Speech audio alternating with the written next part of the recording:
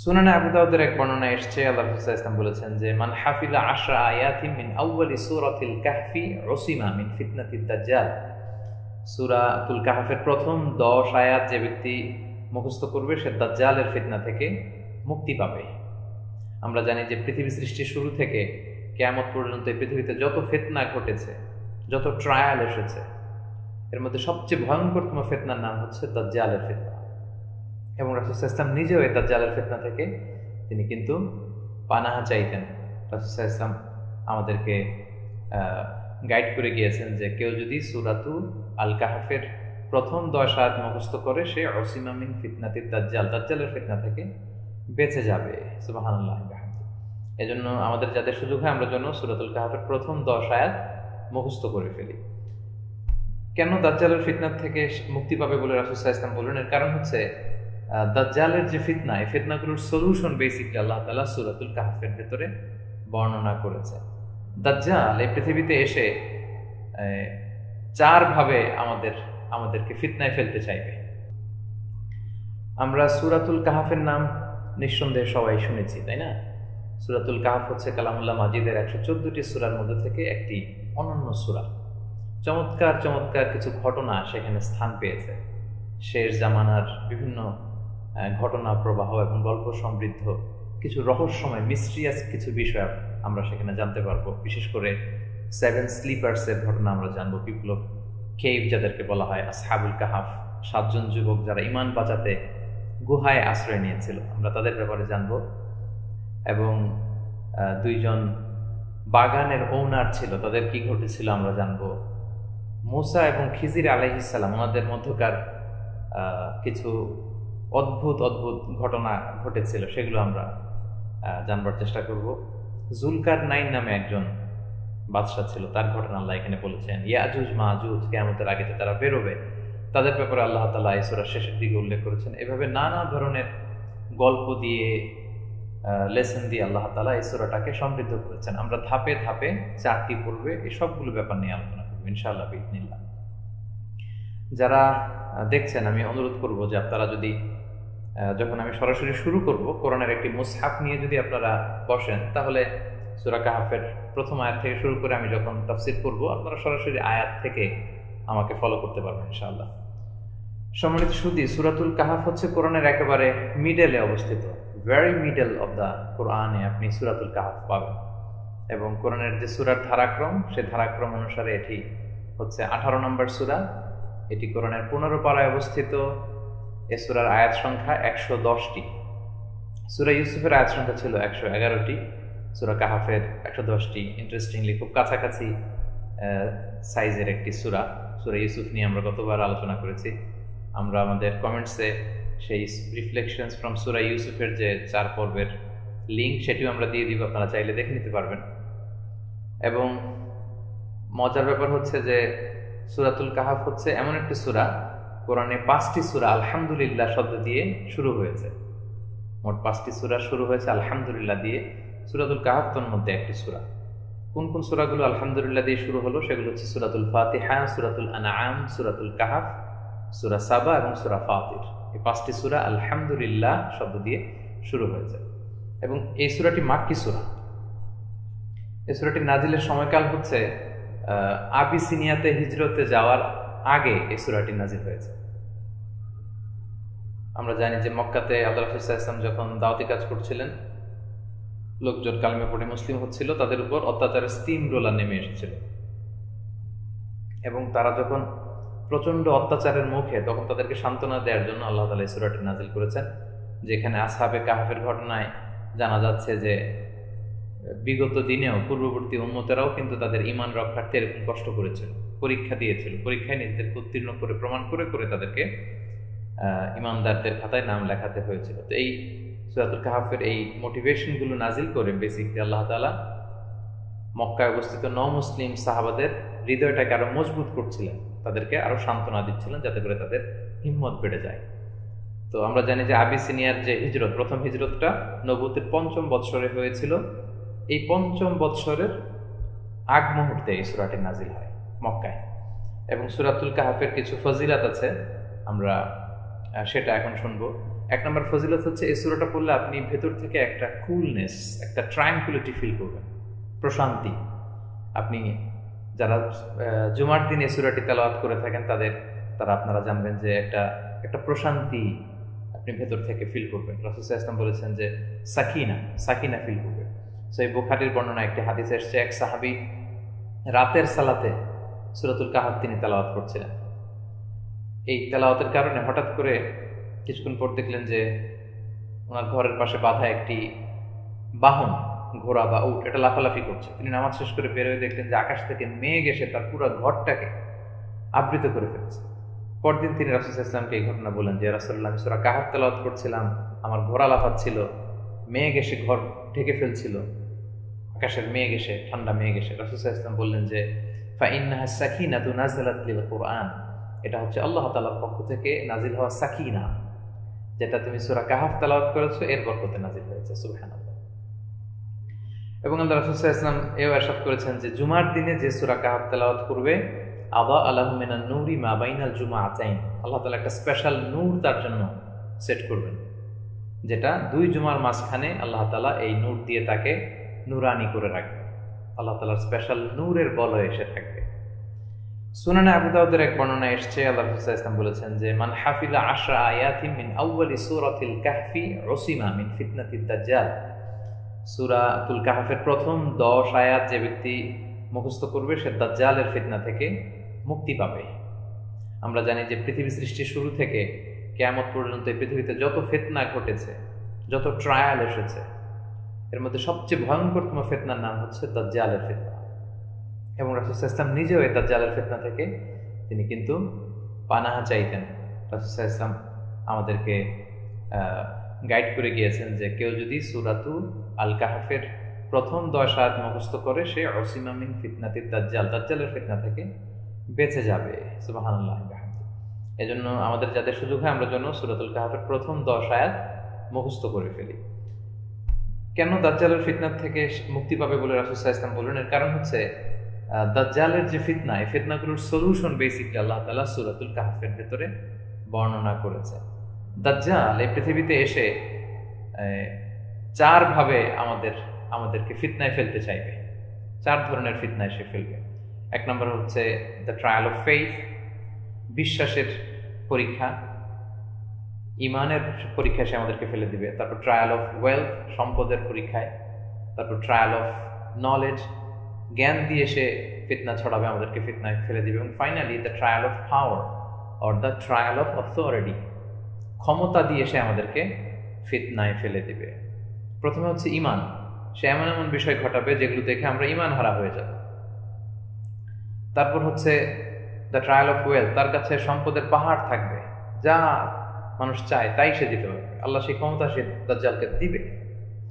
এবং trial of knowledge, সে সব জানতে হবে প্রায়, মানে সব তথ্য তার কাছে আছে, এমন জ্ঞান দিয়ে আল্লাহ তাকে দুনিয়াতে পাঠাবে। তার এই জ্ঞানের বাহারি রঙের জ্ঞানের যখন পশরা মানুষ দেখবে, মানুষ ফিতনায় পড়ে যাবে। সবশেষে হচ্ছে ট্রায়াল অফ পাওয়ার, ক্ষমতা, এত ক্ষমতা আল্লাহ তাআলা তাকে দিবে, মানুষ ফিতনায় পড়ে যাবে। তো এই 4 ভাবে দাজ্জাল আমাদেরকে ফিতনায় ফেলে দিবে। ইমানি পরীক্ষা, সম্পদ দিয়ে পরীক্ষা, জ্ঞান দিয়ে পরীক্ষা, ক্ষমতার পরীক্ষা। তো এই 4টা পরীক্ষায় কিভাবে আমরা উত্তীর্ণ হব, 4টা ঘটনা আল্লাহ তাআলা সূরাতুল কাহফে উল্লেখ করে আমাদেরকে সলিউশন দিয়েছেন যে কিভাবে দাজ্জালকে আমরা মোকাবেলা করব। আসহাবে কাহফ, আমরা একটু পরে সেই ঘটনার প্রবাহের ভেতরে ঢুকছি। আসহাবে কাহফের যে 7 জন যুবক, তারা কিভাবে ইমান রক্ষা করেছিল। দাজ্জাল যে ইমানের ফিতনায় আমাদেরকে ফেলে দিবে, আমাদের বিশ্বাস নিয়ে ছিনিমিনি খেলতে চাইবে, কিভাবে আমরা আমাদের ইমান রক্ষা করব সেটার শিক্ষা কিন্তু আসহাবে কাহফের ঘটনায় আছে। এরপর সম্পদ পেলে যেন আমরা ফিতনায় না জড়িয়ে পড়ি, 2টা বাগানের মালিকের ঘটনা আমরা শুনবো, সেখানে আমরা এ ব্যাপারে সলিউশন পাবো।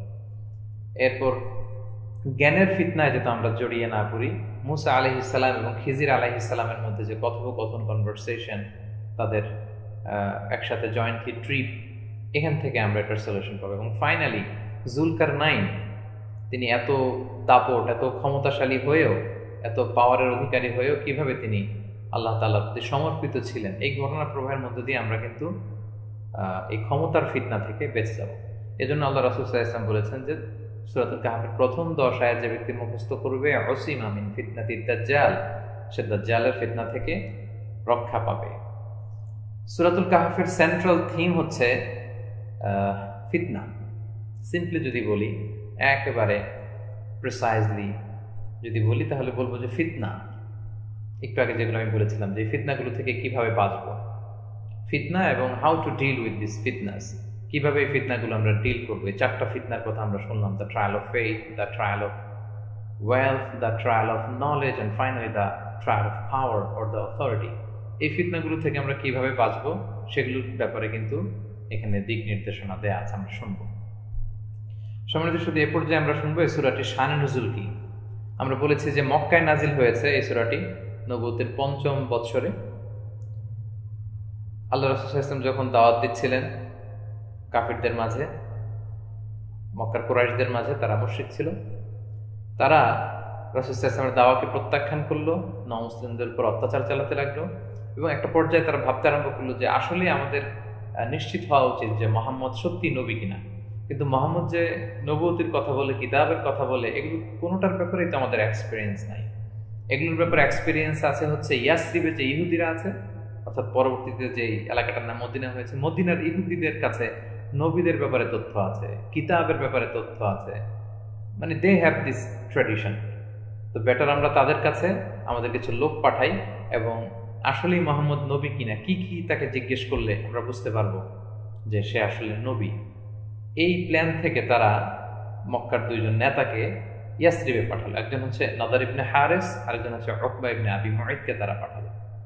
তারা যে ইয়াসরিবের যে ইহুদি 3টা গোত্র ছিল আমরা জানি, তাদের যে পণ্ডিত ইহুদি রাবাই যারা, তাদেরকে যে জিজ্ঞেস করলো যে আমাদের এলাকায় এক যুবক, তার নাম হচ্ছে মুহাম্মদ ইবনে আব্দুল্লাহ, আমাদেরই এলাকার ছেলে, হঠাৎ সে দাবি করছে যে সে নবী, তার কাছে ওহী আসে, কিতাব আসে, আসলে সে নবী কিনা আমরা কিভাবে বুঝবো? তো তখন তারা বলল যে তোমরা যে তাকে 3টা প্রশ্ন করবে, এই 3টা প্রশ্নের উত্তর যদি সে করতে পারে তাহলে বুঝে নিও যে সে নবী।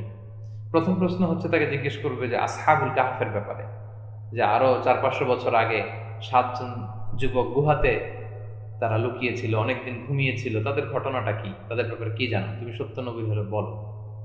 2 নম্বরে জিজ্ঞেস করবে যুলকারনাইনের ব্যাপারে, একজন বাদশা ছিল, তার ব্যাপারে সে কি জানে। 3 নম্বর হচ্ছে রূহ, মা হুয়া রূহ, রূহ কাকে বলে, রূহের ব্যাপারে তাকে যে জিজ্ঞেস করে। যেই প্ল্যান সেই কাজ। তারা মক্কায় ফিরে এসে রাসূল সাল্লাল্লাহু আলাইহি ওয়াসাল্লামকে বলল যে হে মুহাম্মদ, এই 3টা প্রশ্নের উত্তর দিতে পারলে আমরা বুঝবো যে তুমি সত্য নবী। রাসূল সাল্লাল্লাহু আলাইহি ওয়াসাল্লাম বললেন ঠিক আছে বলো। তখন তারা বলল যে আসহাবে কাহফ সম্পর্কে কি জানো, যুলকারনাইন কে, রূহ সম্পর্কে কি জানো। আল্লাহ রাসূল সাল্লাল্লাহু আলাইহি ওয়াসাল্লাম 3টা প্রশ্ন শুনে বললেন যে আমি আগামীকাল এগুলোর উত্তর বলে দেব। রাসূল সাল্লাল্লাহু আলাইহি ওয়াসাল্লাম ইনশাআল্লাহ বলতে ভুলে গেলেন। সুবহানাল্লাহ, আল্লাহ তাআলা রাসূল সাল্লাল্লাহু আলাইহি ওয়াসাল্লামকে ভুলিয়ে দিলেন, তিনি ইনশাআল্লাহ বলতে ভুলে গেলেন। কারণ রাসূল সাল্লাল্লাহু আলাইহি ওয়াসাল্লামের ধারণা ছিল যে জিবরাইল তো আসেই আমার কাছে, তো আগামীকাল হয়তো আসলে আমি জিজ্ঞেস করবো এই প্রশ্নগুলোর উত্তর, জিবরাইল সবগুলোর উত্তর বলে দিবে, আমি মুশরিকদেরকে জানিয়ে দেব। কিন্তু অবাক করা ব্যাপার হচ্ছে এরপরের দিন জিবরাইল আলাইহিস সালাম আর রাসূল সাল্লাল্লাহু আলাইহি ওয়াসাল্লামের কাছে আসলেন না। তিনি আর আসলেন না রাসূল সাল্লাল্লাহু আলাইহি ওয়াসাল্লামের কাছে। কিন্তু মক্কার কুরাইশরা তো এসে হাজির। তারা বললো যে মুহাম্মদ, তুমি তো বলেছো যে 3টা প্রশ্নের উত্তর দিবে, বলো। রাসূল সাল্লাল্লাহু আলাইহি ওয়াসাল্লাম বলতে পারলেন না। 3য় দিনও তারা আসলে বলতে পারলেন না, 4র্থ দিন, 5ম দিন, এভাবে টানা 15 দিন, টানা 15টি দিন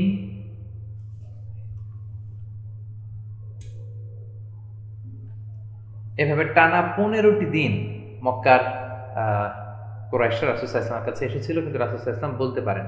15 দিন পরে আল্লাহ রাসূল সাল্লাল্লাহু আলাইহি ওয়াসাল্লামের মাধ্যমে আমাদেরকে, গোটা উম্মাহকে শিক্ষা দেওয়ার জন্য আল্লাহ তাআলা সূরাতুল কাহফ নাজিল করলেন।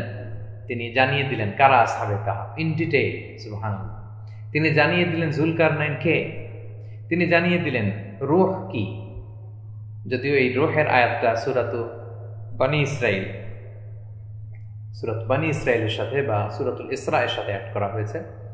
এই 3টি প্রশ্নের উত্তর যখন রাসূল সাল্লাল্লাহু আলাইহি ওয়াসাল্লামকে জানিয়ে দেওয়া হলো, আল্লাহ রাসূল সাল্লাল্লাহু আলাইহি ওয়াসাল্লাম তখন দ্ব্যর্থহীন কণ্ঠে বিস্তারিত মক্কার মুশরিকদেরকে তিনি জানিয়ে দিলেন এবং আল্লাহ তাআলা আয়াত নাযিল করলেন, ওয়ালা তাকুলান্না লিশাইইন ইন্নী ফাইলুন যালিকা গাদা ইল্লা আইয়াশা আল্লাহ। অর্থাৎ হে নবী, ভবিষ্যতের কোনো কাজের ক্ষেত্রে আপনি কখনোই বলবেন না যে আগামীকাল আমি এটা করব, ইনশাল্লাহ বলা ছাড়া। যদি ইনশাল্লাহ বলা ছাড়া আপনি বলেন তাহলে আপনি বিপদে পড়ে যাবেন। বিষ্ণু ইসা ইসলামকে শিক্ষা দেওয়ার মধ্যে দিয়ে তিনি আল্লাহ তাআলা আমাদেরকে এই পুরো ব্যাপারটি শিখালেন যে ভবিষ্যতের কোনো কাজের ক্ষেত্রে আমরা যেন ইনশাল্লাহ বলি, এটা যেন আল্লাহ তাআলার মাশিয়াত, আল্লাহ তাআলার ইচ্ছার সাথে যেন জুড়ে দেই। আসলে আমরা চাইলেই তো কিছু করতে পারি না যদি আল্লাহ তাআলা না চান। তো সম্মানিত, শুধু এই ছিল সূরাতু আল কাহফের নাজিলের প্রেক্ষাপট। এরকম একটি প্রেক্ষাপটে এই সূরাটি নাজিল হয়েছে। আমরা এবার সরাসরি সূরাতুল কাহফের তাফসিরের দিকে চলে যাব। আমি সবাইকে অনুরোধ করে রাখবো যে আপনাদের যাদের সুযোগ হয়, আপনারা যদি এরকম একটা মুসহাফ নিয়ে বসেন, তাহলে আমরা যখন এই আয়াত ধরে ধরে অর্থ করব, ব্যাখ্যা করব, আপনাদের বুঝতে হোপফুলি সুবিধা হবে ইনশাআল্লাহ বিইذنিল্লাহ। তাহলে আমরা শুরু করছি। আউযু বিল্লাহি মিনাশ শাইতানির রাজীম। বিতাড়িত শয়তানের কাছ থেকে মহান আল্লাহ তাআলার নিকট পানাহ চাচ্ছি। বিসমিল্লাহির রহমানির রহিম। পরম করুণাময় অসীম দয়ালু আল্লাহর নামে শুরু করছি। আলহামদুলিল্লাহিল্লাযী আনজালা আলা আবদিহিল কিতাবা ওয়া লাম ইয়াজআল লাহু ইওয়াজা। আমি শুরুতেই বলেছিলাম 5টা সূরা আলহামদুলিল্লাহ দিয়ে শুরু হয়েছে। আপনাদের মনে আছে নিশ্চয়ই, কোরআনের 5টি সূরা আলহামদুলিল্লাহ শব্দ দিয়ে শুরু হয়েছে। এর মধ্যে একটি হচ্ছে সূরাতুল কাহফ, সূরাতুল ফাতিহা, সূরাতুল আনআম, সূরাতুল কাহফ, সূরাতুস সাবা, সূরাতুল ফাতির। এই মোট 5টি সূরা আলহামদুলিল্লাহ দিয়ে শুরু হয়েছে। আল্লাহ বললেন আলহামদুলিল্লাহিল্লাযী আনজালা আলা আবদিহিল কিতাব। প্রশংসা সেই সত্তার যিনি নাজিল করেছেন তার বান্দার উপর এই কিতাব মানে কোরআন। ওয়া লাম ইয়াজআল লাহু ইওয়াজা।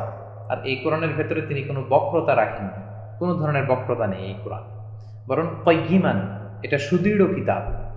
লিউনযিরা বা'সান শাদীদাম মিন লাদুন, যাতে করে তিনি কঠিন আযাবের সতর্কতা জারি করতে পারেন।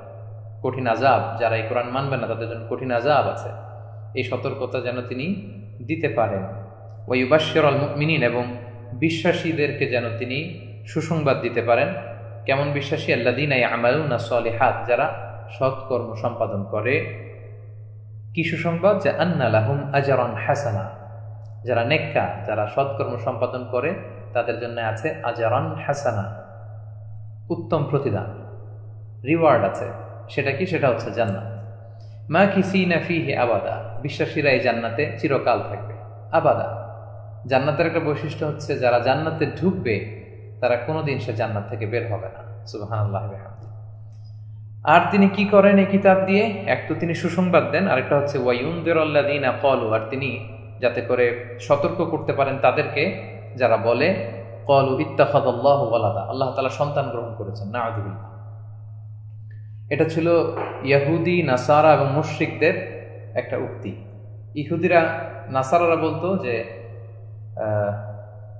ঈসা হচ্ছে আল্লাহর সন্তান, ঈসা ইবনুল্লাহ। আর ইহুদিরা বলতো উযাইরুন ইবনুল্লাহ, মানে উযাইর আলাইহিস সালাম আল্লাহর নবী, উনাকে বলতো যে উনি হচ্ছেন আল্লাহর সন্তান। নাউযুবিল্লাহ। আর মক্কার কুরাইশরা বলতো আল মালাইকাতু বানাতুল্লাহ, ফেরেশতারা নাকি আল্লাহর কন্যা। নাউযুবিল্লাহ মিন যালিক। আল্লাহ তাআলা তো বিবাহই করেননি, তার তো কোনো সাথী নেই, সঙ্গিনী নেই। লাম ইয়ালিদ ওয়া লাম ইউলাদ, তিনি কারো কাছ থেকে জন্ম নেননি, তিনি কাউকে জন্ম দেননি। ওয়া লাম ইয়াকুল লাহু কুফুয়ান আহাদ, তার সমকক্ষ কেউ নেই। এটাই হচ্ছে আল্লাহ তাআলার আসল পরিচয়। কিন্তু আল্লাহ বলছেন যে যাতে করে তাদেরকে আমি সতর্ক করতে পারি যারা বলে যে আল্লাহ সন্তান গ্রহণ করেছেন। এই কথাটা বড্ড ভয়ঙ্কর কথা। মা লাহুম বিহি মিন ইলম ওয়ালা লিআবাইহিম, যারা বলে যে আল্লাহ সন্তান আছে তাদের কথার পক্ষে কোনো যুক্তি নেই, কোনো দলিল নেই, নলেজ নেই। Without any knowledge and ground তারা এই দাবিটা করে যে আল্লাহ সন্তান আছে। কাবুরাত কালিমাতান তাখরুজু মিন আফওয়াহিহিম, কতই না বড় ভয়ঙ্কর সাংঘাতিক একটা কথা, যে কথাটা তাদের মুখ দিয়ে বের হয় যে আল্লাহ সন্তান আছে। কোন দলিলের ভিত্তিতে তারা বলে? কোনো দলিল নেই তাদের। ইয়াকুলুনা ইল্লা কাদিবা, বরং এটা মিথ্যাচার, মিথ্যারোপ, আল্লাহ তাআলার উপর মিথ্যাচার। এরপর আল্লাহ তাআলা বলছেন ফালা আল্লাকা বাকিউন নাফসাকা আলা আথারিহিম ইল্লাম ইউমিনু বিহাদাল হাদীসি আসাফা।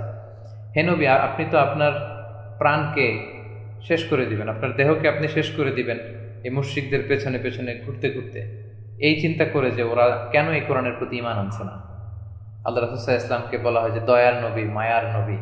তিনি যে কতটা দয়াদ্র ছিলেন, মক্কার মুশরিকরা তারা যদি ঈমান না আনে তো জাহান্নামে যাবে, এই চিন্তা রাসূল সাল্লাল্লাহু আলাইহি ওয়াসাল্লাম পেরেশান, তিনি অস্থির হয়ে থাকতেন টেনশনে, ওদের নাজাতের জন্য। তা আল্লাহ বললেন, হে নবী, হেদায়েত দেওয়ার মালিক তো আমি, আপনি তো ওদের টেনশনে নিজের জীবনটাই শেষ করে দিবেন, রাখেন। এরকম জীবন নাশ করার দরকার নেই, আপনার কাজ হচ্ছে দাওয়াত দেওয়া, মানুক চাই না মানুক এটা তাদের ব্যাপার। এরপর আল্লাহ তাআলা বলছেন, ইন্না জাআলনা মা আলাল আরদি যিনাতাল লাহা, এই জমিনে আমি যা তৈরি করেছি এটা হচ্ছে এই দুনিয়ার সৌন্দর্য। এখানে গাছপালা আছে, বন আছে, পাহাড় আছে, নদী নালা, সব হচ্ছে যিনাতাল লাহা, আই যিনাতাল লিল আরদ, এই জমিনের জন্য সৌন্দর্য। লিনাবলুয়াহুম আইয়ুহুম আহসানু আমালা, এই চমৎকার এই বসুন্ধরায় তোমাদেরকে পাঠিয়ে আমি এই পরীক্ষাটাই করতে চাই, যে পরীক্ষার ফলে কে কিরকম তোমরা পারফরমেন্স করতে পারো, এটা আমি দেখতে চাই। ওয়া ইন্না লাজাইলুনা মা আলাইহা সাঈদান জুরুসা, আর নিশ্চয় আমি এই জমিনের উপর যা আছে সবকিছুকে একদিন ধূলিসাৎ করে দিয়ে এটাকে লতা পাতাহীন একটা সমতল ভূমিতে, গাছপালাহীন একটা সমতল শুষ্ক ভূমিতে পরিণত করব কিয়ামতের দিন। কারণ কিয়ামতের যে গ্রাউন্ডটা হবে, আল্লাহ তাআলা বলছেন যে ক্বাআন সাফসাফা লা তারা ফিহা আইওয়াজা ওয়ালা আমতা, এটা হবে লেভেল প্লেইন ফিল্ড, এখানে কোনো গাছ নাই, উঁচু নিচু কিছু নাই, পাহাড় পর্বত নাই, কিচ্ছু থাকবে না। এই মোট ৮ আয়াতে আল্লাহ সূরাতুল কাহফের একটা ভূমিকা দিলেন। সম্মানিত সুধী, এ পর্যায়ে আমরা আসহাবুল কাহফের ঘটনার ভেতরে ঢুকবো। আল্লাহ তাআলা শুরু করছেন ৯ নম্বর আয়াত থেকে, যে আম হাসিবিতা আন্না আসহাবাল কাহফি ওয়ার রহিমি কানু মিন আয়াতিনা আজাবা। আমি যে আয়াতটি দিয়ে আজকের রিফ্লেকশনস ফ্রম সূরা আল কাহফের প্রথম পর্বটি শুরু করেছি, সেই আয়াতটি ছিল এটি, যে হে নবী, আপনার কাছে কি মনে হয় সেই গুহাবাসী বা রকিমবাসী, তারা কি আল্লাহ তাআলার নিদর্শনের মধ্যে থেকে একটা নিদর্শন ছিল? আপনার কাছে কিরকম মনে হয়? এটা কোরআনের একটা বিশেষ বর্ণনা পদ্ধতি। রাসূল সাল্লাল্লাহু আলাইহি ওয়াসাল্লামকে আল্লাহ জিজ্ঞেস করতেছেন, নবী আপনার কাছে কেমন মনে হয়, এটা কতটা আশ্চর্যজনক। সুবহানাল্লাহ, আসলে এটা খুবই রহস্যজনক এবং আশ্চর্যজনক, আজাবা, একটা অত্যন্ত সারপ্রাইজিং, অ্যাস্টনিশিং একটা স্টোরি। তো মূল স্টোরিটাতে আমরা যাওয়ার আগে প্রায় ২-২.৫ পৃষ্ঠা টানা এই ঘটনাটা চলবে এবং এই ঘটনাটা আজকে আমরা শেষ করব। তার আগে আমি একটা জেনারেল ওভারভিউ দেই, এই ঘটনাটা আসলে কি ঘটেছিল, যেটাকে 7 স্লিপার বলা হয়, যেটাকে বলা হচ্ছে যে দ্য পিপল অফ কেভ, গুহাবাসী, তারা কারা। এই ঘটনাটা ঘটেছিল মূলত আল্লাহ রাসূল সাল্লাল্লাহু আলাইহি ওয়াসাল্লামের জন্মেরও প্রায় 400-450 বছর আগে, প্রায় 400 বছর আগের ঘটনা। এবং এটা রোমান সাম্রাজ্যের আওতাধীন ছিল ওই এলাকাটা, যে এলাকাটাতে এই ঘটনা ঘটে। এটাকে ঐতিহাসিকরা নাম দিয়েছে এফিসোস বা ইফসোস, যেটা বর্তমানে তুরস্কের ইজমির শহরে অবস্থিত। তুরস্কের বর্তমানে ইজমির, যেটাকে আগে ওই সময় বলা হতো এফসোস। এফসোসের বাদশার নাম ছিল দাকিয়ানুস। দাকিয়ানুস বাদশা ছিল ওই সময়ের, এটা রোমান সাম্রাজ্যের আওতায় ছিল এলাকাটা। এফিসোস এলাকাটা ছিল রোমান সাম্রাজ্যের আওতায়, এবং তখন মূর্তি পূজা চলত। সবাই ডায়ানা নামে একটা নারী মূর্তির পূজা করত, এবং এই পৌত্তলিকতা মূর্তি পূজায় ছেয়ে গিয়েছিল পুরা রোমান সাম্রাজ্যের প্রতিটি এলাকা বা প্রতিটি নগরী বা শহর। তখন ঈসাই ধর্মকে পাপ বা অন্যায় বলে বিবেচনা করা হতো, কিন্তু প্রকৃত অর্থে ঈসাই ধর্মটাই ছিল আল্লাহর পাঠানো সত্য ধর্ম। কেননা রাসূল সাল্লাল্লাহু আলাইহি ওয়াসাল্লাম তখনও দুনিয়াতে আসেননি, আর আল্লাহ রাসূল সাল্লাল্লাহু আলাইহি ওয়াসাল্লামের আগমনের আগের নবী ছিল ঈসা আলাইহিস সালাম। তার মানে ঈসা আলাইহিস সালামের আনিত যে ধর্ম বা ঈসাই ধর্ম, এটাই ছিল তাওহীদের উপর প্রতিষ্ঠিত ধর্ম, আল্লাহর পাঠানো সঠিক ধর্ম বা ইসলাম। কিন্তু তারা সেই তাওহীদের ধর্মকে ভুলে গিয়ে তারা মূর্তির পূজা করত। তো 7 জন যুবক ছিল ওই এলাকায়, যাদের কাছে ঈসা আলাইহিস সালামের এই তাওহীদের বাণী পৌঁছেছিল, তারা ঈমান এনেছিল। এবং তাদের কথা যখন রাজা দাকিয়ানুসের কাছে চলে যায়, দাকিয়ানুস তাদেরকে ডেকে পাঠায়।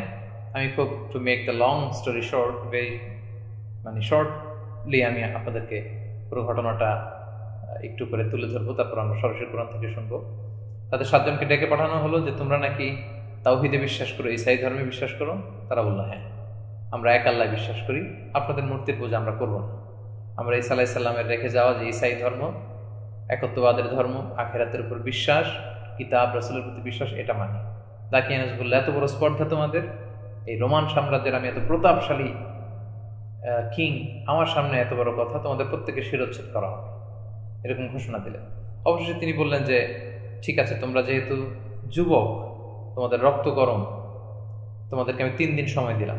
এই 3 দিনের মধ্যে তাওহীদের শিক্ষা অন্তর থেকে দূরে সরিয়ে যদি তোমরা আমাদের সাথে মূর্তি পূজায় জয়েন না করো, তোমাদের শিরোচ্ছেদ করা হবে। তাদেরকে ছেড়ে দেওয়া হলো। এই 7 জন যুবক পরামর্শ করলো এবং আল্লাহর কাছে দোয়া করলো যে আল্লাহ, আমরা আমাদের ঈমান বাঁচাতে চাই। আল্লাহ তাআলা তাদেরকে সাহায্য করলেন, তাদের অন্তরে ইলহাম দিলেন। তারা একটা গুহাতে চলে গেল, সাথে সাথে একটা কুকুরও চলে গেল, এবং সে গুহার ভেতরে যাওয়ার পরে তারা ঘুমিয়ে গেলেন। সুবহানাল্লাহ। এবং 1 দিন 2 দিনের জন্য ঘুম নয়, সম্মানিত দিনী ভাই এবং বোনেরা, 3 শতাব্দী, ঘুমের রাজ্যে 3 শতাব্দী। সুবহানাল্লাহ। Can you imagine that? এটা কল্পনা করা যায় না, কল্পনাতীত। এক ঘুমে 300 বছর তারা পার করে ফেলেছে, তারা কল্পনা করতে পারেনি।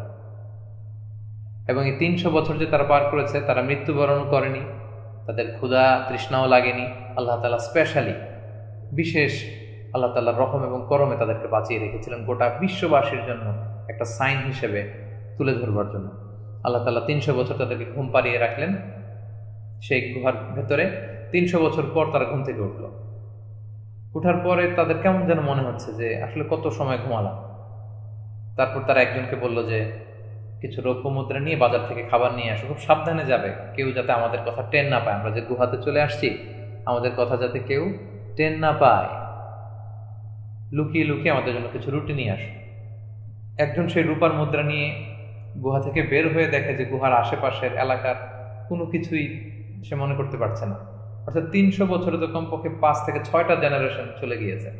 সো বিল্ডিং, বিভিন্ন স্ট্রাকচার, এলাকার বিভিন্ন জায়গাগুলো সে চিনতে পারছে না। মানুষের কস্টিউম, ড্রেস, কথাবার্তা সবকিছুতেই কেমন যেন একটু পরিবর্তন। সে লুকিয়ে লুকিয়ে মুখ ঢেকে একটা রুটির দোকানে যেয়ে তার রৌপ্য মুদ্রাটা দিয়ে বলল, আমাকে কিছু রুটি দেন। কিন্তু দোকানদার রূপার মুদ্রা হাতে নিয়ে দেখেছে। সুবহানাল্লাহ, কি আশ্চর্যের বিষয়! এটা তো বর্তমান সময়কার কারেন্সি না, এটা 300 বছর আগের কারেন্সি। সে বলল, তুমি কি গুপ্তধন পেয়েছ? সে বলে, না। তাহলে তুমি এটা পেলে কোত্থেকে? সে বলল, এটা আমার টাকা, আমি আজকে সকালে বাসা থেকে এটা নিয়ে বের হয়েছি। তারা বলল, না, তুমি গুপ্তধন পেয়েছ। এবং সবাই তাকে ধরে নগরীর কোতোয়ালির কাছে নিয়ে গেল, সেখান থেকে তৎকালীন বাদশার কাছে। কিন্তু মজার ব্যাপার হচ্ছে, এই 300 বছরের ব্যবধানে পৌত্তলিকতাকে আল্লাহ এই আফিসাস শহরে ধ্বংস করে দিয়ে তাওহীদের পতাকা আল্লাহ তাআলা সেখানে পথ পথ করে উড়বার ব্যবস্থা করে দিয়েছেন। সুবহানাল্লাহ। এজন্য স্বপ্ন দেখতে হয় সম্মানিত ভাইয়েরা। এই যুবকরা যে স্বপ্ন দেখেছিল, তারা যে ত্যাগ করেছিল, এই ত্যাগের বিনিময়ে আল্লাহ তাআলা গোটা জাতিকে হেদায়েত দিয়ে দিয়েছিলেন। এবং সবাই অবাক হলো তার কথা শুনে। সেই 300 বছর আগের রাজা দাকিয়ানুসের পুরাতন ঘরের ফাইল খাতা বা বালাম খুলে তারা দেখলো যে হ্যাঁ, 7 জন ক্রিমিনালের নাম লেখা আছে, রাষ্ট্রীয় ভাষায় তারা হচ্ছে দণ্ডপ্রাপ্ত আসামি, ইত্যাদি ইত্যাদি। এবং তাদের নাম কোথাও এসেছে মাক্সিমিলিয়ান বা মুকসালমিনা থেকে শুরু করে এরকম 7 জন। এভাবে তারা এই ঘটনা শুনে সবাই অবাক হয়ে গেল। তো ওই সময়ে সবাই ঈসাই ধর্ম গ্রহণ করেছিল। তারা সবাই তার সাথে যে তাহলে তোমার বাকি 6 জন বন্ধু কোথায় দেখবার জন্য তারা গুহাতে গেল, এবং যে দেখলো ঠিকই বাকি 6 জন বসে আছে। এবার এই লোক যে ওই 6 জনের সাথে মিলিত হয়ে 7 জন তারা ঘুমিয়ে পড়লো। এবার তারা চিরকালের জন্য ঘুমাল, এবং আল্লাহ তাআলা এই ঘুমের ঘোরেই তাদেরকে মৃত্যু দিলেন। এবং এভাবে আসহাবুল কাহফের ঘটনা শেষ হল। সম্মানিত সুধী, সে যখন ঘুম থেকে উঠে রুটি কিনতে গিয়েছিল, তখন গোটা এলাকাবাসী মূর্তির পূজা ছেড়ে দিয়েছে। এই 300 বছরের ব্যবধানে এলাকায় আল্লাহ তাআলা তাওহীদের যে শিক্ষা, তাওহীদের যে ধর্ম, এই ধর্মকে আল্লাহ তাআলা সেখানে বাস্তবায়িত করেছেন। কিন্তু ওই সময়টাতে ওই এলাকার লোকদের মধ্যে আখিরাত নিয়ে বেশ কনফিউশন ছিল। তাদের মধ্যে একটা প্রশ্ন জাগত। ওই আফিসুস শহরের লোকেরা যদিও তাওহীদে বিশ্বাসী ছিল, কিন্তু আখিরাত নিয়ে তাদের মধ্যে অনেক কন্ট্রোভার্সি, অনেক আর্গুমেন্ট, অনেক বাদানুবাদ ছিল। যে আখিরাতটা আল্লাহ আছে মানলাম, নবী আছে, রাসূল আছে মানলাম, কিন্তু আখিরাতটা মানতে তো কোনো যুক্তি পাই না। কিভাবে পচে গলে মরে আমরা হাড় হয়ে গেলাম, বালু হয়ে গেলাম, মাটির সাথে মিশে গেলাম, আবার উঠবো কিভাবে? এটা নিয়ে বাদানুবাদ চলছিল।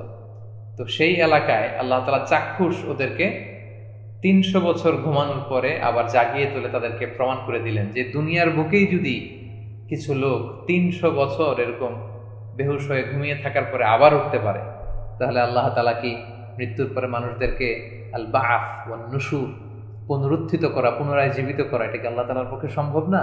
অবশ্যই সম্ভব।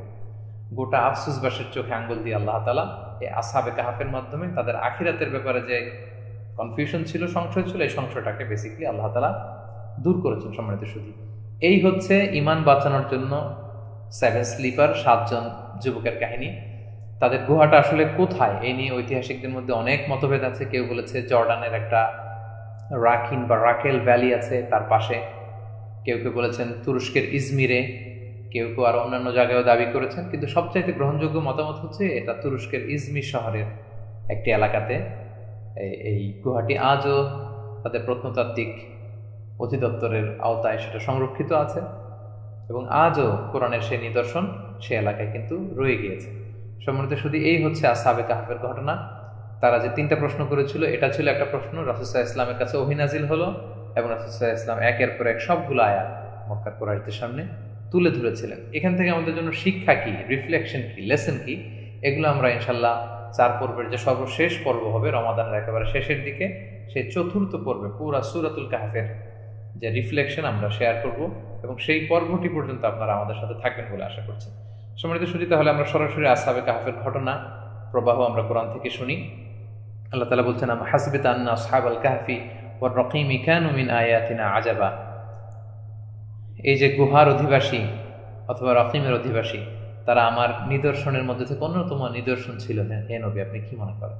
রাকিম, কেউ বলেছে রাকিম মানে হচ্ছে কাহাফ, গুহা, আর রাকিম একই কথা। কাহাফ মানে গুহা, গার মানেও গুহা, কাহাফ মানেও গুহা। গার মানে হচ্ছে ছোট গুহা, কাহাফ মানে বড় গুহা। যেমন আমরা গারে হেরার নাম শুনি, হেরা গুহা, যেখানে কোরআন নাজিল হয়েছে, ছোট। গারে সাউরের নাম শুনেছি, যেখানে আবু বকর রাদিয়াল্লাহু তাআলা আনহু এবং আল্লাহ রাসূল সাল্লাল্লাহু আলাইহি ওয়াসাল্লাম হিজরতের সময় 3 দিন আত্মগোপন করেছিলেন, এটাও বেশ ছোট। কিন্তু কাহাফ বলা হয় মাকান মুত্তাসা ফি দাখিলিল জাবাল, পাহাড়ের ভেতরে বেশ প্রশস্ত একটা জায়গা, যেটাকে আরবিতে বলে কাহাফ। তারা ছিল আসহাবুল কাহাফ। আর রাকিম মানে হচ্ছে, এটার বিশুদ্ধ তাফসীর হচ্ছে, এটা হচ্ছে শিলালিপি, একটা ফলক। আমরা সামনে শুনবো যে তারা যখন ফাইনালি মারা যায় তখন তাদের এই কবরের উপরে তাদের নাম লিখে একটা ফলক দেয়া হয়েছিল, যেটাকে রাকিম বলা হতো। রাকিম। ইয আওয়াল ফিতিয়াতু ইলাল কাহফি ফাকালু রব্বানা আতিনা মিন লাদুনকা রাহমাতাও ওয়া হাইয়্যি লানা মিন আমরিনা রাশাদা। হে নবী, স্মরণ করুন সে সময়ের কথা যখন এই যুবকগুলো সেই গুহায় যে লুকিয়েছিল, গুহায় আশ্রয় নিল, আর তারা বলল, এই দোয়াটা খুবই পাওয়ারফুল একটা দোয়া, খুবই মানে টাচি একটা দোয়া। আমি নিজেও ব্যক্তিগতভাবে এই দোয়াটা সবসময় পড়ি। আপনাদের যাদের সুযোগ হয় এই দোয়াটা মুখস্থ করবেন, এই দোয়াটা পড়বেন। দোয়াটার অর্থটা খুবই সুন্দর, নান্দনিক, এবং সেই আসহাবে কাহাফের সেই 7 যুবক ঈমানদীপ্ত অনুভূতি সম্পন্ন এই দোয়া, তারা দোয়াটা গুহাতে যাওয়ার আগে আল্লাহর কাছে করে গিয়েছিল। দোয়াটা কি? দোয়াটা হচ্ছে ফাকালু, তারা বলেছিল, রব্বানা, হে আমাদের রব, আতিনা মিন লাদুনকা রাহমা, আপনি আপনার পক্ষ থেকে বিশেষ অনুগ্রহ আমাদেরকে দান করুন। ওয়া হাইয়্যি লানা মিন আমরিনা রাশাদা, আমাদের কাজটাকে আপনি খুব সুষ্ঠুভাবে সম্পাদন করার ব্যবস্থা করে দিন। আমরা অনেক সময় বিভিন্ন কাজ করতে যে জটিলতায় পড়ি, বড় প্রজেক্ট, বড় মিশন কিভাবে করব, আমরা আমাদের সবটুকু করে আমরা যেন আসহাবে কাহফের ওই যুবকদের মতো যেন এই দোয়াটা করতে পারি যে আল্লাহ ওয়া হাইয়্যি লানা মিন আমরিনা রাশাদা, হে আল্লাহ, আপনার বিশেষ ফজলে এবং করমে আপনি আমাদের জন্য আমাদের এই কাজের সুষ্ঠু বন্দোবস্ত ব্যবস্থাটা আপনি করে দিন। এই দোয়াটা তারা করেছিল। ফাদরাবনা আলা আযানিহিম ফিল কাহফি সিনিনা আদাদা, অনেক বছরের জন্য আমি তাদেরকে ঘুম পাড়িয়ে রাখলাম। আল্লাহ বললেন দরাবনা আলা আযানিহিম মানে তাদের কানের পর্দায় আমি ঘুম ঢেলে দিলাম। আমরা যখন ঘুমাই আমাদের চোখের অ্যাক্টিভিটি বন্ধ হয়, তারপরে হচ্ছে কানের অ্যাক্টিভিটি, হেয়ারিং নার্ভ পরে বন্ধ হয়। আবার যখন আমাদের ঘুম ভাঙে তখন আগে সচল হয় হেয়ারিং সিস্টেম, তারপরে সচল হয় হচ্ছে ওয়াচিং সিস্টেম। তো আল্লাহ তাআলা বলছেন যে কারো যখন কান দিয়ে শুনবার শক্তি বন্ধ হয়ে যায়, তারা একেবারে সবকিছু বন্ধ। আল্লাহ বলেন যে একেবারে তাদের কানের পর্দায় আমি নিদ্রার চাদর দিয়ে দিলাম বা নিদ্রার পর্দা দিয়ে দিলাম, মানে তাদেরকে ঘুম পাড়িয়ে দিলাম সিনিনা আদাদা, অনেক বছরের জন্য। সুম্মা বাআসনাহুম লিনা'লামা আইয়ুল হিজবাইনি আহসা লিমা লাবিসু আমাদা, এরপর আমি তাদেরকে আবার অনেকদিন পরে জাগ্রত করলাম যাতে করে দেখতে পারি যে তারা আসলে কতদিন ঘুমালো এই হিসাবটা তারা করতে পারে কিনা, কে ভালো হিসাব করতে পারে। অর্থাৎ তাদের মধ্যে ডিসপিউট হয়েছে, কেউ বলে এতদিন, কেউ বলে এতদিন, কারণ এটা ধারণা করা তো সম্ভব না যে তারা কতদিন ঘুমিয়েছিল। কোনো মুফাসসিরিন একরাম বলেছেন যে আইয়ুল হিজবাইন, দুই দল, একদল হচ্ছে আসহাবে কাহফ নিজে, আর একদল হচ্ছে ওই এলাকার অধিবাসীরা। আল্লাহ বলছেন যে উঠানোর পর আমি দেখতে চেয়েছি যে কারা সময়, ঘন্টা, ডিউরেশনটা বের করতে পারে, আসহাবে কাহফ নাকি যেই এলাকাবাসীদের সময় তারা ঘুম থেকে জেগেছিল তারা, কারা বের করতে পারে যে কত সময় ঘুমিয়েছিল। আল্লাহ বলছেন নাহনু নাকুসসু আলাইকা নাবাআহুম বিল হক, হে নবী আমি সত্য সহকারে তাদের ঘটনা আপনাকে শোনাচ্ছি। তারা তো হুট করে এক প্রশ্ন করে শেষ, আসহাবে কাহফ কারা, এক কথায় আপনি উত্তর দিলেও হতো না, আমি ইন ডিটেইল আপনাকে শোনাচ্ছি, আপনি দ্ব্যর্থহীন কণ্ঠে মক্কার কুরাইশদের কাছে বলে দিন, যাতে করে ওরা বুঝতে পারে আপনি সত্য নবী, আপনি বানিয়ে বলেন না। আপনার কাছে একটা হেডকোয়ার্টার থেকে কথা আসে, সেটা হচ্ছে আল্লাহর আরশ, মহাগ্রন্থ আল কুরআন আল্লাহ তাআলা আপনার কাছে সরাসরি জিবরিল আলাইহিস সালামের মাধ্যমে নাজিল করেন। এটার প্রমাণ এই যে নাহনু নাকুসসু আলাইকা নাবাআহুম বিল হক, সত্য সহকারে তাদের ঘটনা আমি শোনাচ্ছি। আপনি নবী না হলে আপনার জন্মের 500 বছর আগের লোকদের কথা এভাবে ইন ডিটেইল আপনি বলতে পারতেন না। এরপর আল্লাহ বলছেন ইন্নাহুম ফিতয়াতুন আমানু বিরাব্বিহিম ওয়া জিদনাহুম হুদা, নিশ্চয়ই তারা এমন যুবক, তারা তাদের রবের উপর ঈমান এনেছে এবং তাদের হেদায়েতকে আমি আরো বাড়িয়ে দিয়েছি। ওয়ারাবাতনা আলা কুলুবিহিম, আর তাদের অন্তরকে আমি মজবুত করেছি। ইয কামু, যখন তারা প্রতাপশালী বাদশা দাকিয়ানুসের সেই রয়্যাল প্যালেসে, রাজপ্রাসাদে দাঁড়িয়ে বাঘের বাচ্চার মতো বলেছিল, ইয কামু ফাকালু রব্বুনা রব্বুস সামাওয়াতি ওয়াল আরদ, চারদিকে মূর্তি, এই মূর্তি পূজার সামনে দাঁড়িয়ে তারা বলেছিল আমাদের রব হচ্ছে সেই রব যে আকাশেরও রব, জমিনেরও রব, সেই রবের ইবাদত আমরা করি। লান নাদউ মিন দুনি, সে আল্লাহকে ছাড়া আমরা কাউকে ডাকি না। লান নাদউ মিন দুনিহি ইলাহান, আল্লাহ ছাড়া উপাস্য হিসেবে আমরা কাউকে ডাকি না, মানি না। লাকাদ কুলনা ইদান শাতাতা, আর যদি আমরা এটা বলি যে আল্লাহ ছাড়া অন্য কোনো ইলাহ আছে, তাহলে আমরা খুবই অবান্তর একটা কথা বলে ফেললাম। হাউলাই কওমুন ইত্তাখাযু মিন দুনিহি আলিহা, তারা আফসোস করে বলেছে এই আমাদের কওম, আফিসুস নগরীর লোকেরা, রোমান সাম্রাজ্যের এই এরা, তারা আল্লাহকে ইত্তাখাযু মিন দুনিহি আলিহা, আল্লাহকে বাদ দিয়ে অনেকগুলো ইলাহকে তারা তাদের উপাসক বানিয়েছে। লাউলা ইয়াতুনা আলাইহিম বিসুলতানিন বাইয়িন, এগুলোকে যে তারা ইলাহ হিসেবে মানে, এগুলোর পক্ষে তারা কোনো দলিল আনছে না কেন? কোনো সুলতান, কোনো বুরহান, কোনো দলিল তারা কেন আনতে পারছে না? আসলে যারা শিরকের কার্যকলাপে লিপ্ত, যারা মূর্তির পূজা করে, আল্লাহ ছাড়া অন্য কিছুর পূজা যারা করে, এগুলোর সপক্ষে আসলে তাদের কোনো প্রমাণ নেই, কোনো প্রমাণ মতো তারা হাজির করতে পারে। ফামান আযলামু মিম্মান ইফতারা আলাল্লাহি কাযিবা, আল্লাহর উপর যারা মিথ্যারোপ করে তার চেয়ে বড় জালিম আর কে হতে পারে। ওয়া ইয ই'তাযালতুমুহুম ওয়া মা ইয়া'বুদুনা ইল্লাল্লাহ, এবার আল্লাহ তাআলা কেমন যেন তাদেরকে উদ্দেশ্য করে বলছেন যে যখন তোমরা তাদের থেকে বিচ্ছিন্ন হলে, হে আসহাবে কাহফের যুবকেরা, যখন তোমরা তোমাদের এলাকাবাসীদের থেকে বিচ্ছিন্ন হলে এবং তারা যে সমস্ত মূর্তির পূজা করে এগুলো থেকে নিজেদেরকে পবিত্র ঘোষণা করলে, তখন আল্লাহ তাআলা তাদের অন্তরে, এই যে তারা গুহাতে যে আশ্রয় নিয়ে ঈমান বাঁচাবে, এই চিন্তাটা তাদের অন্তরে কে দিল? আল্লাহ তাআলা দিল, কারণ আল্লাহ নিজে এলহাম করেছেন। এই জন্য সম্মানিত সুধী, আপনি যখন বিপদে পড়ে যাবেন, আপনি আপনার সর্বোচ্চ চেষ্টাটুকু করেন এবং আল্লাহর উপর ভরসা রাখেন। কোত্থেকে যে আল্লাহ তাআলা আপনার অন্তরে বুদ্ধির উদয় করবে, এলহাম করবে, গাইড দিবে, and he will show you the way out, কোত্থেকে যে আল্লাহ রাস্তা বাতলে দিবে আপনি তো কল্পনাও করতে পারবেন না। এই যে আল্লাহ তাআলা তাদের অন্তরে এলহাম করেছিলেন যে ফাআবু ইলাল কাহফি, যাও ওই যে গুহাতে যে আশ্রয় নাও, ইয়ানশুর লাকুম রাব্বুকুম মির রাহমাতি, ওই যে দোয়া করছে আল্লাহ অনুগ্রহ করেন, রহমত করেন, গুহায় যে আশ্রয় নাও, আমার উপর ভরসা করো, আল্লাহ রহমত দিয়ে তোমাদেরকে ভরিয়ে দিবেন। ওয়া ইউহাইয়ি ইলাকুম মিন আমরিকুম মিরফাকা, আর যে দোয়া করছিল ওয়া হাইয়ি ইলানা মিন আমরিনা রশাদা, আল্লাহ বললেন ওয়া ইউহাইয়ি ইলাকুম মিন আমরিকুম মিরফাকা, তোমাদের কাজটা খুব সুকৌশলে সুন্দরভাবে, তোমাদেরও ঈমানের উপর মৃত্যু হবে, তোমাদের ওসিলায় গোটা আফিসুস নগরী তাওহীদের অনুসারী হয়ে যাবে। এবার আল্লাহ রাসূল সাল্লাল্লাহু আলাইহি ওয়াসাল্লামকে উদ্দেশ্য করে আল্লাহ তাআলা বলছেন ওয়াতারাশ শামসা ইযা তালাআত তাযাওয়ারু আন কাহফিহিম যাতাল ইয়ামিন ওয়া ইযা গারাবাত তাকরিদুহুম যাতাশ শিমালি ওয়া হুম ফি ফাজওয়াতিন মিন, অর্থাৎ হে নবী, তারা যে কি সুন্দরভাবে গুহাতে শুয়েছিল, আমি যে কি চমৎকার একটা সিস্টেমে তাদেরকে রেখেছিলাম নবী, আপনি যদি দেখতেন যে প্রতিদিন সূর্য যখন উঠতো, সূর্য ওঠার সময় সূর্যটা একটু বাঁকা হয়ে উঠতো, যাতে করে গুহার ভেতরে প্রচন্ড সূর্যের তাপে তাদের ঘুম ভেঙে না যায়। একটু ডান দিকে বাঁকা হয়ে সূর্য উঠতো। ওয়াইদা গারাবাত তাখরিদুহুম দাতা শিমাল। আবার সূর্যটা যখন ডুবতো নবী, একটু পশ্চিম দিকে যখন ডুবতো, তখন শিমাল উত্তর দিকে এটা একটু বাঁকা হয়ে ডুবতো। ওহুম ফি ফাজওয়াতিন মিন। আর তারা গুহার ভেতরে সুন্দর ঘুমিয়ে আছে। সুবহানাল্লাহ। অর্থাৎ গুহার লোকেশনটা এত সুন্দর ছিল, মুফাসসিরিন ইকরামগণ বলেছেন যে আসহাবে কাহফের গুহার মুখটা ছিল উত্তরমুখী, ফলে কখনোই ডিরেক্টলি সানশাইন তাদের গায়ে পড়তো না। সূর্য ওঠার সময় একভাবে, ডুবার সময় আরেকভাবে, একটা সুন্দর খুব ওয়ার্ম একটা চমৎকার ওয়েদার, সহনীয় ওয়েদার তারা ভেতরে ফিল করেছে। কিন্তু সূর্যের প্রচন্ড তাপে তাদের স্কিন পুড়ে যাবে, এটাও আল্লাহ করেন। সুবহানাল্লাহ। ওহুম ফি ফাজওয়াতিন মিন, তারা ছিল গুহার ভেতরে। যালিকা মিন আয়াতিল্লাহ, এটা আল্লাহর নিদর্শন। এভাবে কিভাবে আল্লাহ একেবারে ব্যাটে বলে মিলিয়ে তাদের এরকম একটা 300 বছরের রেসিডেন্স করে দিয়েছেন সেখানে। মাইয়াহদিল্লাহু ফাহুয়াল মুহতাদ, আল্লাহ যাকে পথ দেখায় সেই পথ পায়। ওমাইয়ুদ্দিল, আল্লাহ যাকে গুমরাহ করে, ফালান তাজিদা লাহু ওয়ালিয়াম মুরশিদা, হে নবী তার জন্য আপনি কোনো অভিভাবক বা পথ প্রদর্শক পাবেন না। এই যে আপনি আসহাবে কাহফের সব ঘটনা বলে দিচ্ছেন, এটাই প্রমাণ করে আপনি নবী। এখন তো মক্কার সবার ঈমান আনয়ন করা উচিত তাদের কথা অনুযায়ী, কিন্তু নবী যাদের কপালে হেদায়েত নাই, আপনি গোটা দুনিয়াটাও তাদের সামনে হাজির করলেও তাদেরকে হেদায়েতের নূর এর মালিক বানাতে পারবেন না।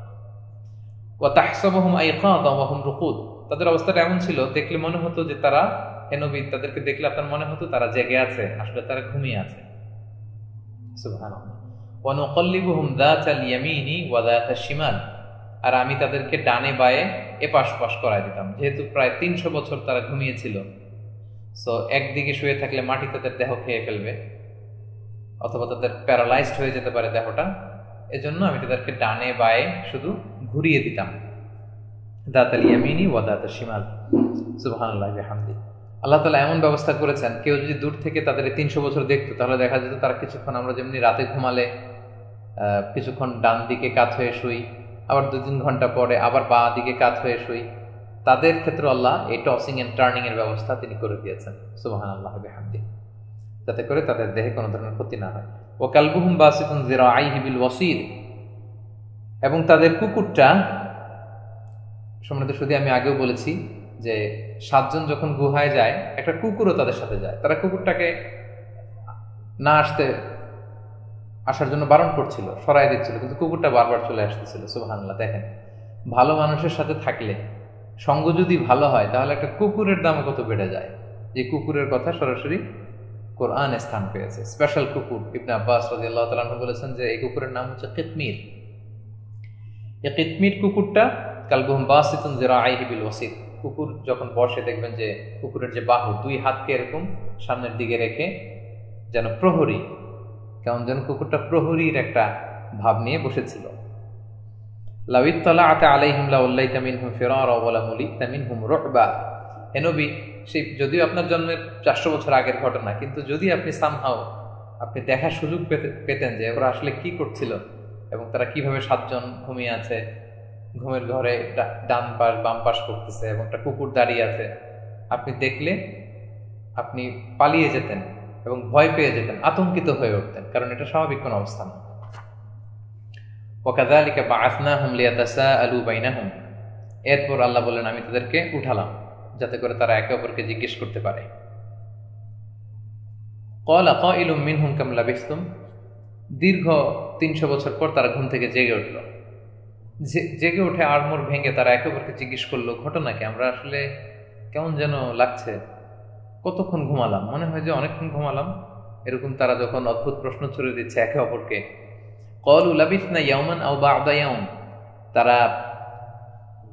তাদের একজন বলল যে লাবিসনা ইয়াওমান, মনে হয় পুরো দিনই ঘুমাইছি, খুব ক্লান্ত ছিলাম তো পুরো দিনই মনে হয় ঘুমাইছি।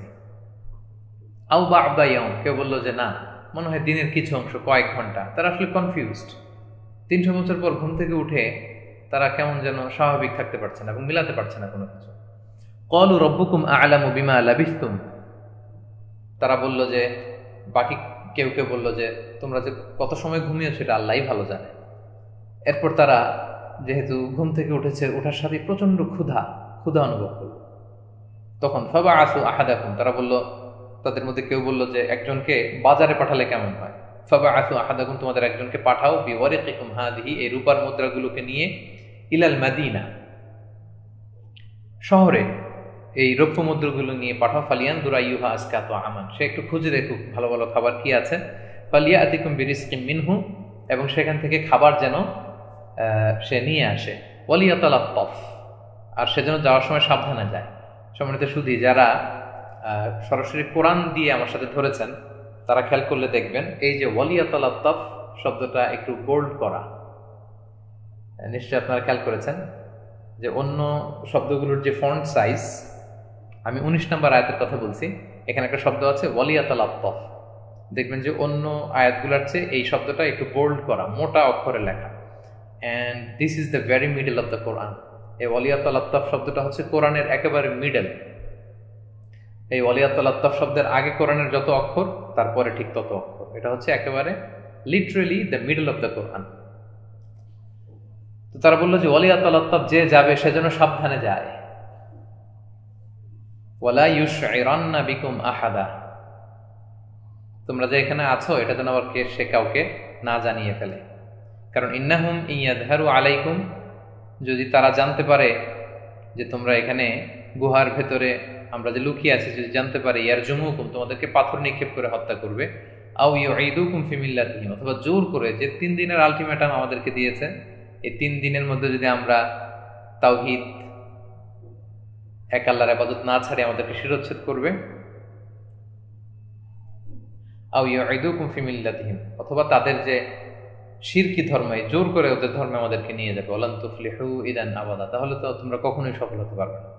সম্মানিত শুধু 300 বছর পর দেখেন, ঘুম থেকে ওঠার পরেও ক্ষুধার্ত, কিন্তু আমরা যেন ঈমান হারা না হয়ে যাই, আমাদের ঈমানটা যেন লস না হয়, এই টেনশনে তখনও তারা উদ্বিগ্ন ছিল। এবং একজনকে যে লুকিয়ে খাবার আনতে পাঠাচ্ছিল তাকে বলছিল যে সাবধানে যাও, যাতে কেউ ট্রেনে না পেয়ে যায় আমরা যে এখানে আছি, তাহলে কিন্তু জোর করে আমাদেরকে ধর্মান্তরিত করবে। সুবহানাল্লাহ, কি চেতনা, কি ফিলিংস, কিরকম চিন্তা চেতনা ছিল তাদের। আচ্ছা, ওয়াকাযালিকা আ'সারনা আলাইহিম, এরপর আল্লাহ সংক্ষেপে, আমি যে ঘটনাটা আপনাদেরকে আগে শুনিয়েছি, যে সে ওখানে গেল, সে ধরা পড়ে গেল, কিন্তু তারা বলছিল যে যদি তোমাদের ব্যাপারে তারা জানতে পারে, তারা তোমাদেরকে প্রস্তর নিক্ষেপ করে, মানে পাথর মেরে হত্যা করবে, অথবা তোমাদেরকে শিরকি ধর্মে নিয়ে যাবে। কারণ তারা তো আর জানে না যে এই 300 বছরের ব্যবধানে আগের শিরকি ধর্ম আর এলাকাতে নেই, বরং আল্লাহ তাআলা তাদেরকে তাওহীদের যে দিন, সেই দিন দিয়ে ধন্য করেছেন, তারা এটা জানতো না। সে যখন খাবার আনতে গেল, সে ধরা পড়ে গেল, এবং সবাই তখন অবাক হলো, এবং এলাকাবাসী জানতে পারলো যে 300 বছর তারা ঘুমিয়েছিল, এবং তারা বাদশাহ সহ, মুসলিম বাদশাহ সহ সবাই এই লোকের কথা অনুযায়ী সেই গুহার মধ্যে এসে দাঁড়ালো। এটাই আল্লাহ বলছেন, ওয়াকাযালিকা আ'সারনা আলাইহিম, এভাবেই আমি আফিসুস নগরীর এলাকাবাসীদেরকে এই 7 জন যুবকের কথা অবশেষে জানিয়ে দিলাম। লিয়ালামু, যাতে করে তারা জানে যে আন্না ওয়া'দাল্লাহি হক, নিশ্চয় আল্লাহর প্রতিশ্রুতি সত্য, যে আল্লাহ তাআলা বলেছেন একদিন বা'স হবে, একদিন পুনরুত্থান হবে, একদিন মানুষকে উঠতে হবে। ওয়া আন্না সাআতা লা রাইবা ফিহা, কিয়ামত বলে যে একটা ব্যাপার আছে, এটা ঘটবেই, এতে কোনো সন্দেহ নেই। এটা যাতে তারা বুঝতে পারে, এজন্যই আমি ওয়াকাযালিকা আ'সারনা আলাইহিম, তাদের ব্যাপারটা সবার কাছে স্পষ্ট করলাম। সম্মানিত শুধু আমি কিছু সময় আগেই বলেছিলাম যে ওই এলাকায় যদিও সবাই ঈমান এনেছে, কিন্তু আখিরাতের ব্যাপারে, কিভাবে মরার পরে মানুষ আবার জীবিত হয়ে উঠবে, এটা নিয়ে সন্দেহ ছিল। আল্লাহ বলেন এই আসহাবে কাহাফের ঘটনা দেখানোর মধ্যে দিয়ে সন্দেহ তাদের মধ্যে থেকে দূরীভূত হয়ে গেল। কারণ তারা দেখলো যে 300 বছর আগের লোকগুলো আবার কিভাবে জীবিত হয়ে গেল, ঘুম থেকে উঠে গেল, এটা কিভাবে সম্ভব? এটা যদি দুনিয়ার বুকেই সম্ভব হতে পারে, তাহলে আমরা মৃত্যুর পরে আল্লাহ তাআলা আমাদেরকে আবার উঠাবেন, আবার পুনরুজ্জীবিত করবেন, এটা কেন সম্ভব নয়? সে আল্লাহর কাছে তো এটা একেবারেই সহজ এবং সম্ভব। সবাই এসে যখন সেই গুহার মুখে দাঁড়ালো, ইয ইয়াতানাযাউনা বাইনাহুম আমরাহুম, এখন এই ব্যক্তি 6 জন ছিল গুহায়, একজন বাইরে গেল, সে আসার পরে 7 জন হয়ে গেল, 7 জনই ঘুমিয়ে পড়লো, 7 জনই মারা গেল। এবার মারা যাওয়ার পরের ঘটনা, মারা যাওয়ার পরে তারা তর্ক বিতর্ক শুরু করে দিল যে এখানে আমরা কি করব। কেউ বললো উবনু আলাইহিম বুনিয়ানা, এখানে একটা প্রাচীর তৈরি করবো, স্মৃতিসৌধ বানাবো। এটা দেখলে তাদের কথা মনে পড়বে। রব্বুহুম আ'লামু বিহিম, আল্লাহই ভালো জানেন তাদের ব্যাপারে। ক্বালাল্লাযীনা গালাবু আলা আমরিহিম, আর এই দুই দলের মধ্যে যারা গালেব হয়েছিল এই ব্যাপারে, মানে যারা সেখানে প্রাধান্য বিস্তার লাভ করতে পেরেছিল, তারা সিদ্ধান্ত দিল যে না, স্মৃতিসৌধ নয়, স্মৃতি প্রাচীন নয়, লানাত্তাখিদান্না আলাইহিম মাসজিদা, আমরা এখানে একটা মসজিদ বানাবো, এখানে আমরা আল্লাহর ইবাদত করব এবং তারা যে তাওহীদে বিশ্বাসী ছিল সেটা আমরা স্মরণ করব। এখন তারা ওখানে মোট কয়জন ছিল, পরবর্তী প্রজন্ম বিভিন্ন সময় এটা নিয়ে তর্ক করেছে, এটাও আল্লাহ উল্লেখ করেছেন, সায়াকুলুনা সালাসাতুর রাবিউহুম কালবুহুম, আল্লাহ বলবেন যে পরে বিভিন্ন জনেরা তারা বলবে যে তাদের সংখ্যা ছিল ৩ আর ৪ নাম্বার ছিল কুকুর। ওয়ায়াকুলুনা খামসাতুন সাদিসুহুম কালবুহুম, কেউ কেউ বলবে তাদের সংখ্যা ছিল আসলে ৫, ৬ নাম্বারটা ছিল কুকুর।